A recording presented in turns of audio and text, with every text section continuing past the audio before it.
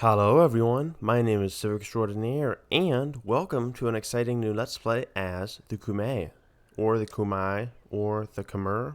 Not too sure on the pronunciation there, but I'm super excited to do a Let's Play as the Khmer, which I'm just going to be pronouncing their civilization name as. But I'm still super excited to do this Let's Play just to really experience some of the new changes, of which there are many.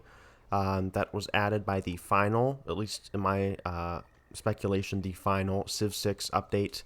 And I just want to get right into it. So let's found our city right here. I'm really loving the +2 food, +2 production, and the +3 food, +2 production, +1 gold from the adjacent fertiles, which will be super, super helpful. Not only at growing our city, which the Khmer are really, really good at, but I'm really liking the aqueduct possibilities here, which are going to be really, really great with the adjacent food. And we have some nice rivers over here. So let's just found our city.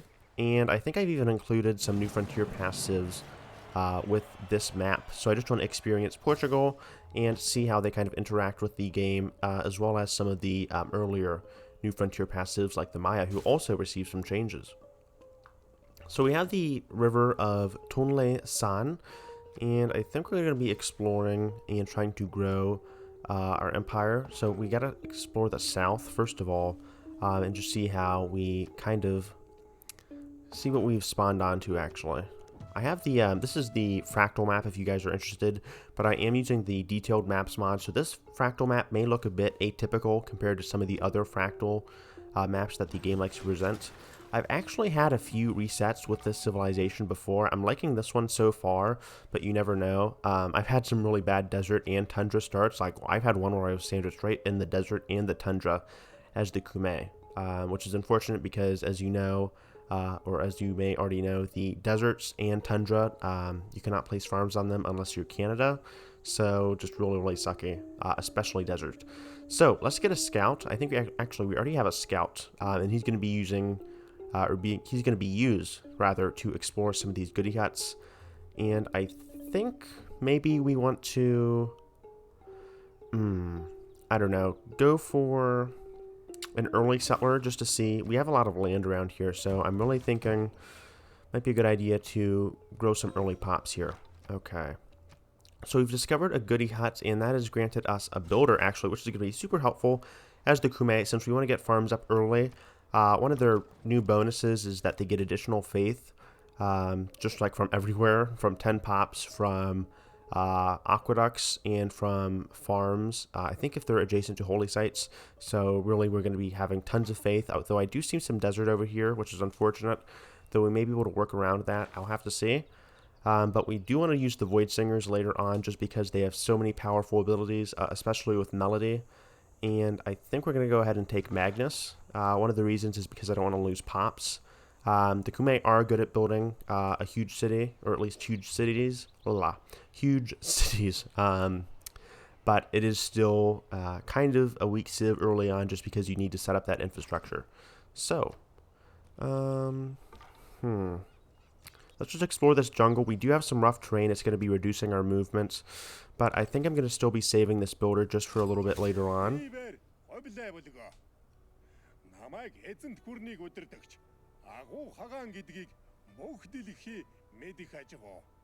And we've already met the wonderful man, Kublai Khan himself, clearly maxing out his design there with his Silk Road trades. I don't know. I really love his outfit. That's what I'm trying to say. So his ability basically grants him Eureka's from... Can I see his ability here? No, apparently not. But his ability anyway grants him Eureka's and inspirations from trade routes. So he likes to usually be friendly with his nearby neighbors, though he is kind of pissy if you don't give him, or at least if you don't have a fairly strong defense. And he likes wealthy neighbors, so he does like to see those commercial hubs in your cities. Okay, we do have Nanmador here, though, so I think we may be staving off expanding to the north. Doesn't look like there's too many rivers right for the right for a Khmer city, so maybe the south is our first target here. I don't know. We'll have to see. Though we do have some Barbarian Camps, it looks like, and I am playing with the Free Barbarian Cities mode. I don't know the specific names of it. The Barbarian Clans mode. There it is, and they can upgrade into different city-states. So it's going to be interesting to see just how they interact with other cities. And I think I already see a good city, speaking of cities, down here, possibly on the sugar. And maybe we could put an aqueduct over here. I'll have to see. Okay, so I do want to secure that rather quickly. It's probably a good idea to send a delegation to Kublai Khan since the AI can be picky, especially since we are... Ooh, he challenged us. He challenged us to a wrestling match. Okay, interesting, or at least our delegates. So I definitely would not want to be in a wrestling match with him, but thank you for enlightening our delegates there. Anyhow, let's keep our builder to the side. I think we can probably improve this corn first, or the maize, as Civ 6 likes to call it. I've noticed they really like to use Native American names, especially like referring to Mato Tapila as Devil's Tower. So interesting, but we will want to improve those resources there, especially the farm resources, since the holy sites can buff those considerably. Okay, we also want to put a holy site next to a river, so I'm thinking heroes would be a good idea for +6 or +5, since we get +2 faith from just being adjacent to rivers, which is really going to help. Okay, send you here. We do have a few bits of mountain here and there, but that is still going to be good for keeping science output high. And then we're not even going to really need to worry about culture output too much, just because of the population synergy the Khmer have with that. Okay, and it looks like we're having a settler being popped out pretty soon. I meant to send my warrior back, but apparently I was having too much fun with exploring here. So let's just go ahead and get the warrior here. The warrior and the slinger are the same, so I'll just go ahead and go with the warrior. And let's get the discipline and the increased production towards urban planning. That should help us get our warrior out within a reasonable time. And looks like the east is fairly untamed, so that is a good thing. Speaking of untamed, we also have a goody hut over there too. So we'll have to see just how this works out. Okay, I do want to explore just a little bit more to the south. Beijing is a bit far away, so I'm thinking we have at least some time to, I don't know, improve our relations with Kublai Khan. I don't think as China he's as bitchy as he would be normally, so at least when playing Mongolia. So we'll just have to see how our relations improve from here. Okay, Andy's already founded the desert folklore belief. Interesting. So he must have at least some desert, or maybe it's just the AI is being stupid. But I do want to grab that tribal goody hut. And we'll have to see how the map plays out here. So I'm thinking, I'm not expecting any giant lakes, so I'm just going to assume this is going to be forest. Hopefully with some rivers for the our aqueducts to kind of proliferate there. We do have some really nice goody huts, though. Usually it tends to, I don't know, with the goody huts, it kind of ranges from at least a few good starts. I'll get maybe 3 or 4 goody huts, and then I'll have like just this drought of starts with 0 to 1 goody huts, and it can kind of be brutal. But we do have a new scout from that goody hut, so I don't know if we needed that, but it's still going to be somewhat useful. Now we do have our warrior. I always like to escort the settlers with warriors, just for some early on protection. And I think we'll send this guy down here. Okay.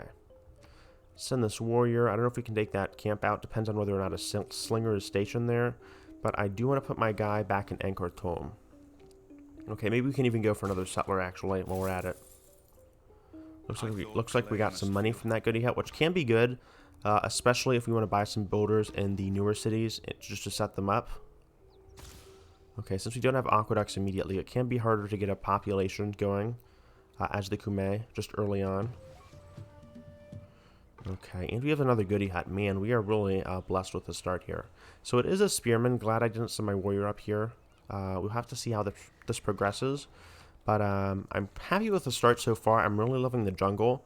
That leads for some early production possibilities, especially as the Khmer. It's going to be helpful for that break from the constant farming that we will undoubtedly undertake. So I think we have animal husbandry. No, we don't. Okay. Well, then I'm going to keep this scout. I don't know what I'm going to do with him. I wasn't really expecting a scout in the equation. I'll just set you to auto-explore.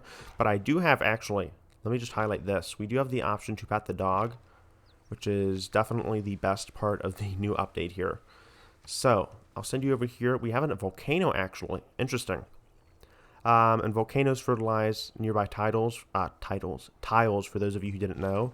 It's going to be super helpful just for some adjacent farms and some of those shenanigans. So I think we put an aqueduct here. This is what I'm thinking. We put an aqueduct here. We farm the surrounding tiles. Especially going to be very helpful with the volcano here. And then we can possibly get a city here, put an aqueduct here, and then farm these surrounding tiles and see how that works for us.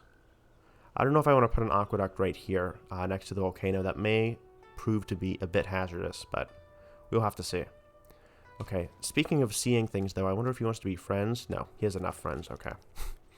All right, well, our attempts have been rejected, and I am a bit sad about that, but, oh, well, we'll have to carry on. Can't be too prideful here. But I will pet my dog again. Wonderful, wonderful, good boy there. Okay. Makes me want to pet my own dog, but he's probably sleeping on the couch and snoring since he's a coonhound, and that species has just decided they want to snore and sleep on the couch for 15 hours or so a day. So that's just his regimen. Anyhow, we have another goodie hut. Dear God. We have a lot of goodie huts here. So either we're really fortunate or Kublai Khan has just been super sloppy today. So let's settle this city on the sugar. I think I'm fine with this city placement. It'll give us a huge +4 food boost. And then that +1 production, which is nothing to shy away from, especially since we are going to be able to work the surrounding jungle, which are fairly productive early on. And I think we'll get a monument. Don't really have any good resources to improve early on. So, get that. We have Arthur's Accolade. He's very good for early war in case Kublai gets any funny ideas here. And we might even go ahead and settle another aggressive city over here. Let me just see. Okay, no loyalty pressure there. Not a bad idea. Hopefully there's some resources down there to exploit, but I'm really trying to cut off Kublai Khan here and prevent him from sending any settlers kind of near my vicinity. Okay, so you're going to make it back in time, thankfully. Hopefully they haven't sent a scout out to explore and kind of send any waves of barbarians to kind of take out my city. Of course, the capital can't be sieged, but I am kind of liking these early improvements. Okay. Send you down here. But I am, from my test games with the Khmer, I am really liking the improvements so far. The only downside and only critique I have about them is that they removed the relic gameplay, which was very unique for the Khmer. And especially unique considering vanilla civs themselves weren't that diverse. And that relic gameplay was really fun to play around with. So kind of bummed about that, but it is what it is. So we do have some wheat here, which would be an interesting improvement. So I think we'll go ahead and take this city as our second city. And that should create a nice barrier to kind of seal in our empire. Okay, so Xi'an has been founded. Interestingly, that is Qin Shi Huang's capital. So they are really reusing some of these city names. Not that I really care too much about that, but... Ooh, looks like they have the Eagle Warrior. That is interesting. Okay, so for those of you guys who have not played with the Barbarian Clans mode, basically the reason why that Eagle Warrior is a Barbarian is because they have... the Barbarians have unlocked some technology to capture unique units. It's just because... the Barbarians now get unique units for themselves, and you can actually get the small chance, I think it's like maybe 20%, I'm not too sure, but you have a small chance of actually gaining a unique unit upon patronizing the Barbarian Camp. So, I think we're going to go ahead and get Animal Husbandry, and we do have irrigation now, I think, so let's just go ahead and improve the sugar for the amenities.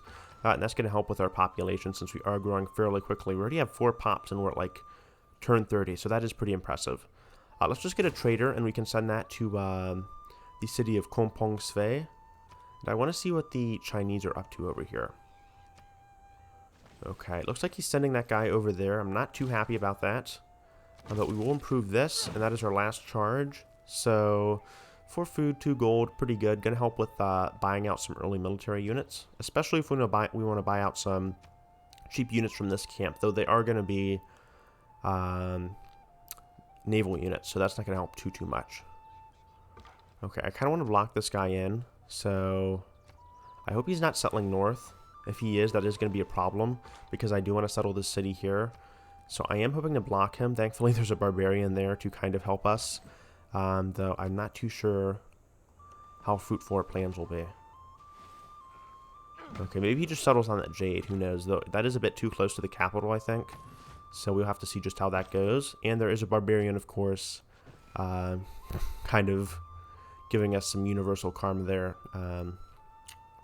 So I guess we're having it both ways. He's having a barbarian screw his plans up, and of course, that warrior is going to go after us. Oh well, we're going to get the Scody Hut anyway, and that is giving us 20 faith, which is going to help since if you've noticed, we haven't had any big faith modifiers just yet. And then we have our trader coming out. So I think we're going to maybe go for a monument early on, and then we can upgrade that with the Void Singers for some early faith. Okay, and where did that guy go? I'm a bit worried. Okay, the settler is over there. So we'll have to see just how that works out. Though I think the loyalty should still... Yeah, we're suffering 0 loyalty problems there. So we can still go ahead with the city placement here. Hopefully we can stall for 7 more turns. But it looks like Kublai Khan has changed his mind about the current state of affairs over there. So... Okay... Beijing is fairly prosperous. Interesting. They have a really nice civilization or city layout here. Looks like they got the same benefits with the foxes here. That 2 food, 3 production is going to really help them out. So I do have to be careful with their wonder production because, again, that production is going to really play a huge role in helping them get their settlers out, just like it's helped us out. So, of course, the really important decision here is, of course, to pet the dog. So... Go for 1 pet. I think it's only 1 pet per turn. Oh, we can do multiple pets. So, there we go. Okay. One of the reasons I haven't actually... Okay, he's denouncing us. Alright, Kublai. Well, if you're not going to... if you're going to stop interrupting my cat or my dog talk, I was just about to say... Hopefully he's not too pissed off at us. Ooh, I see why he was trying to move to the east. Anyhow, one of the bad things about the cat pack or the cat DLC that that Firaxis has released is that it does not allow you to pet the cat, unfortunately. So that is a bit unfortunate. Then we might go with a Nancy for these heroes. I think I'll actually divert a bit from my traditional path with rushing for builders early on and try to get a Nancy. And then let's get Alpine for the scout here. We do have a ton of forest to work through. Not too sure about how the east will work out. It is desert.